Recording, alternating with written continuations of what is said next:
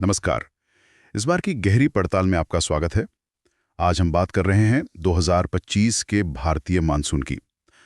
हमारे पास कुछ दस्तावेज हैं जो इसके पूर्वानुमान और असर पर रोशनी डालते हैं।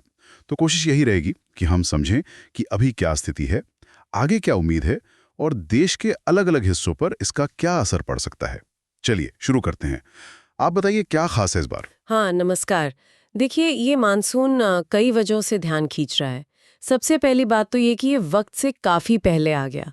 केरल में ये 24 मई को ही आ गया, जबकि आमतौर पर हम 1 जून की उम्मीद करते हैं। मतलब पूरे 8 दिन पहले। 8 दिन? ये तो काफी जल्दी है। जी, पिछले 16 सालों में सबसे जल्दी मानसून आया ये। और फिर देखिए, जो कुल बारिश का अनुमान है, जून से सितंबर के लिए, वो लंबे समय के औसत, जिसे एलपीए कहते हैं, उसका 106% रहने की उम्मीद है। हाँ, इसमें 4% ऊपर नीचे हो सकता है। 106%। और ये लगातार दूसरा साल है जब सामान्य से ज्यादा बारिश की उम्मीद है। बिल्कुल। पिछले साल भी अच्छी बारिश हुई थी और इस साल भी अनुमान वैसा ही है, सामान्य से बेहतर। अच्छा, लेकिन क्या ये अच्छी बारिश पूरे देश में एक जैसी होगी या फिर कुछ क्षेत्रीय अंतर भी दिख रहे हैं? स्रोत क्या बताते हैं? नहीं, एक जैसा पैटर्न बिल्कुल नहीं है। असल में काफी अंतर है। मध्य भारत और दक्षिण का जो प्रायद्वीपीय हिस्सा है, वहाँ सामान्य से ज्यादा बारिश, मतलब 108% से भी ऊपर रहने की उम्मीद है, जून में खास तौर पर। अच्छा, मध्य और दक्षिण में ज्यादा। हाँ, लेकिन अगर आप उत्तर पश्चिम भारत या खासकर उत्तर पूर्व भारत को देखें, तो वहाँ बारिश सामान्य या शायद उससे कम भी रह सकती है। उत्तर पूर्व में तो औसत का करीब 94% ही अनुमान लगाया जा रहा है। तो मतलब कुछ इलाकों को ज्यादा पानी मिलेगा, कुछ को कम। और आपने कहा ये फैला भी बड़ी तेजी से। जी हाँ, फैलने की रफ्तार भी काफी तेज रही है।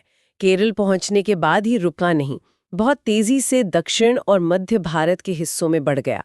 अब देखिए, जून के मध्य तक तो ये महाराष्ट्र, गुजरात, मध्य प्रदेश, छत्तीसगढ़, ओडिशा, झारखंड, इन सब बड़े राज्यों तक पहुंच गया था। और उत्तर भारत, दिल्ली और आसपास के इलाके, वहां कब तक उम्मीद करें? वहां भी ये थोड़ा जल्दी ही पहुंच सकता है। अनुमान है कि शायद 22 से 24 जून के आसपास। और वहां बारिश की उम्मीद औसत के आसपास है, मतलब 92% से 108% के बीच। ठीक है। तो ये तो हुई पूर्वानुमान की बात, लेकिन क्या जमीन पर इसका असर दिखना शुरू हो गया है? आपने कहा जल्दी आया और ताकतवर भी लग रहा है। हाँ, बिल्कुल। कुछ जगहों से खबरें भी आई हैं, जैसे केरल में 16 जून के आसपास कासरगोड और कन्नूर जिलों में बहुत भारी बारिश हुई। इससे बाढ़ जैसे हालात बने, ट्रैफिक रुका।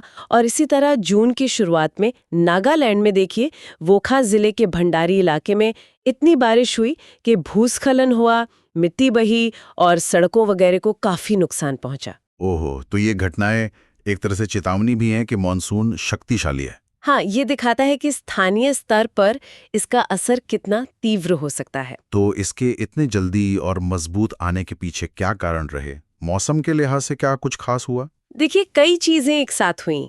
एक तो मानसून से पहले ही, मतलब प्री मानसून बारिश अच्छी हुई थी। फिर अरब सागर और बंगाल की खाड़ी, दोनों तरफ से नमी वाली हवाएं बहुत मजबूत थीं और लगातार आ रही थीं। अच्छा।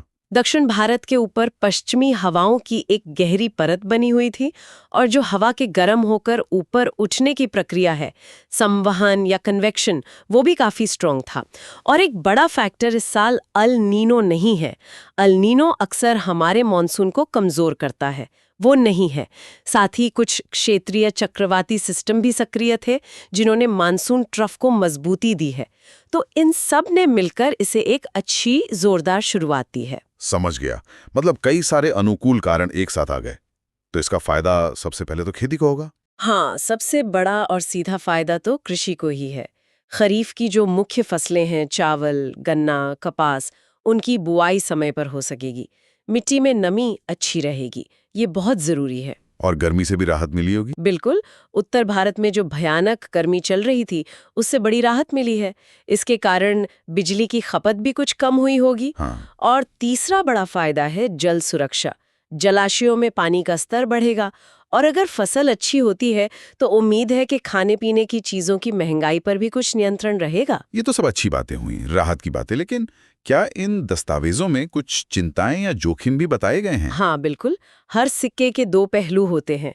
रिपोर्ट्स में साफ तौर पर चेतावनी भी है। जैसे पश्चिमी तट के इलाके, मध्य भारत और उत्तर के मैदानी इलाके। यहाँ पर रुक-रुक कर बहुत भारी बारिश हो सकती है। इससे स्थानीय स्तर पर बाढ़ का खतरा बढ़ जाता है। जैसे मुंबई या पश्चिमी घाट में होता है अक्सर।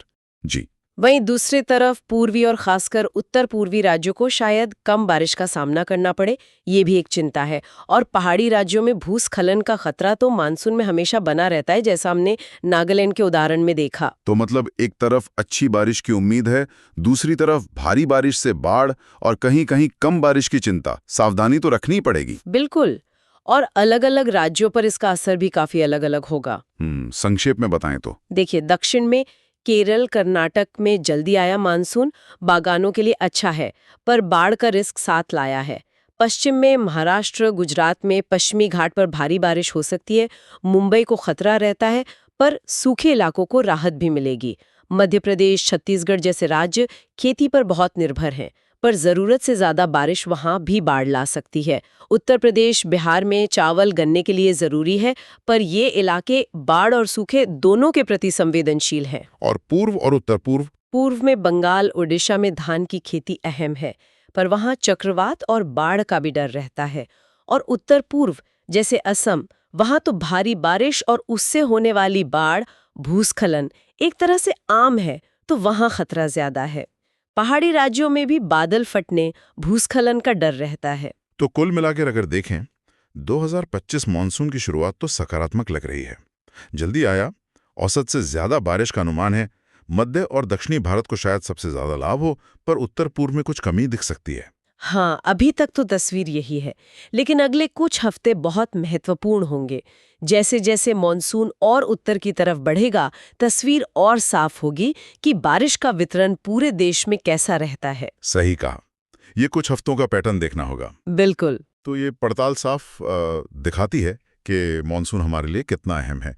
लेकिन ये एक दोधारी तलवार भी है, जीवनदायी भी, विनाशकारी भी। और जैसा कि स्रोत बता रहे हैं, इसका असर स्थानीय भूगोल और हमारी अपनी तैयारियों पर बहुत ज्यादा निर्भर करता है।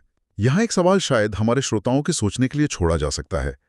जिस तरह से मौसम के पैटर्न बदल रहे हैं, जलवायु परिवर्तन का असर दिख रहा है, क्या मॉनसून पर हमारी जो पारंपरिक निर्भरता है और उससे निपटने की हमारी जो रणनीतियां हैं, वो आने वाले समय की चुनौतियों के लिए पर्याप्त हैं?